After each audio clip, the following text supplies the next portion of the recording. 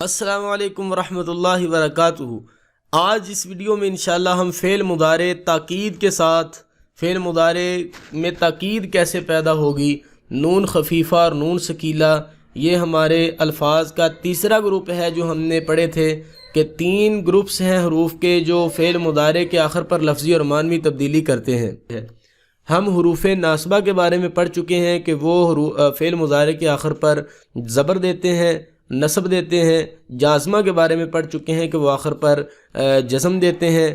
آج ہم انشاءاللہ پڑھیں گے کہ فعل مضارع میں تاکید پیدا کرنے کے لیے یہ جو ہے وہ نون تاکید کا استعمال کیسے کرتے ہیں، اور پھر ہمیں یہ پتہ ہے کہ یہ 3 گروپس ہیں جو فعل مضارع کے آخر کو یا فعل مضارع کے اوپر اثر ڈالتے ہیں۔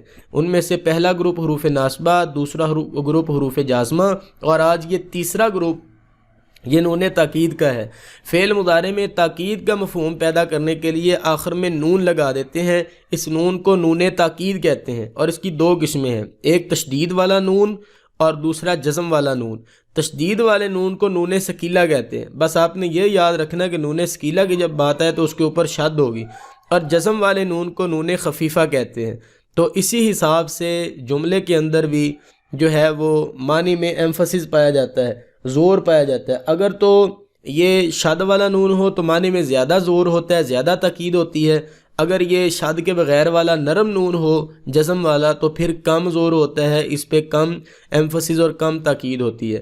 نون ثقیلہ کی مثال لیں جی، لیفعلن، نون خفیفہ لیفعلن۔ اب آگے آئیں، مضارع کے آخر میں نون تاکید لگانے سے ہونے والی تبدیلیاں۔ فعل مضارع کے آخر میں جب نون تاکید لگاتے ہیں تو شروع میں لام بھی ضرور لگایا جاتا ہے، مثلا لیفعلن، لیفعلن، اس سے معنی میں اور تاکید پیدا ہو جاتی ہے۔ نمبر 2، یاد رہے تشدید والے نون سے سکون والے نون کی بنسبت زیادہ تاکید ہوتی ہے۔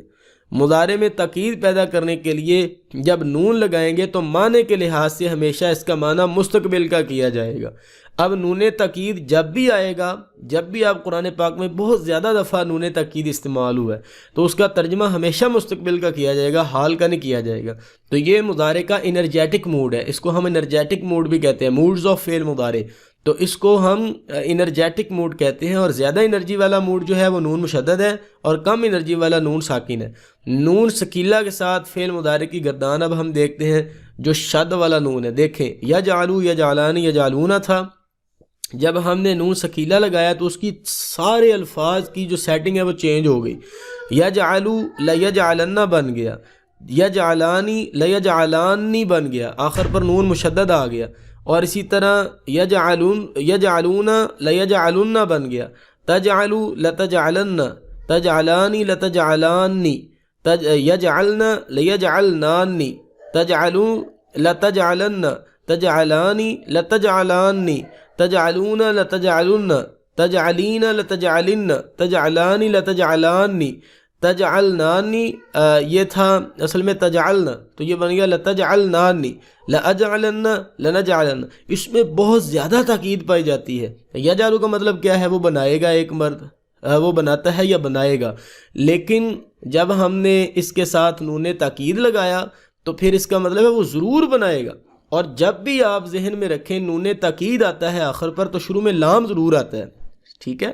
یہ دیکھیں، لیجعلن، لتجعلن، لتجعلن، ان کے آخر یہ جو ہیں یہ واحد کے صیغے ہیں، اور ان کے آخر پر جو ہے وہ نون اعرابی آگے لیجعلن، لتجعلن، یہ یہاں سے واو حذف ہو گیا اور نون مشدد یہاں پر لے آئے۔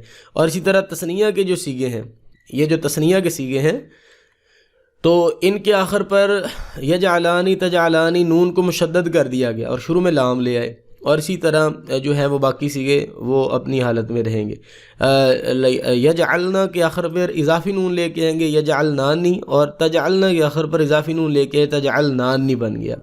جی آگے چلیں جی، نون خفیفہ کے ساتھ فعل مضارع کی گردان۔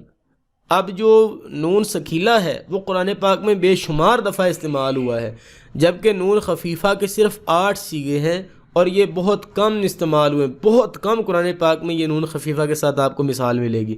تاکہ ہم جب مثالیں دیں گے تو تب بھی آپ کو پتہ چلے گا کہ نون خفیفہ کی بہت کم مثالیں ہیں، جبکہ نون مشدد کی نون ثقیلہ کی بے شمار مثالیں، یعنی کہ اللہ نے بڑی باتیں زور دے کے فرمائی ہیں قرآن پاک میں۔ تو آپ کے سامنے ہے یہ جو نون خفیفہ کے ساتھ صرف اس کے 8 صیغے، تثنیہ کا کوئی صیغہ نہیں ہوتا ہے اس میں، اور اس میں جمع مؤنث کا کوئی صیغہ نہیں، جمع مؤنث حاضر کا کوئی صیغہ نہیں ہے، ٹھیک ہے۔ تو یہ اس میں سے 5 صیغے بالکل مسنگ ہے۔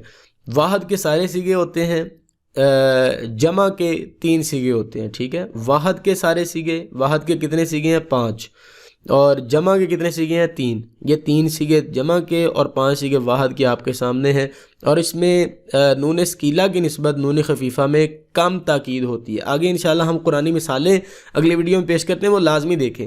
تو ہمارے ساتھ رہیے گا، ملتے ہیں نیکسٹ ویڈیو میں۔ السلام علیکم ورحمۃ اللہ وبرکاتہ۔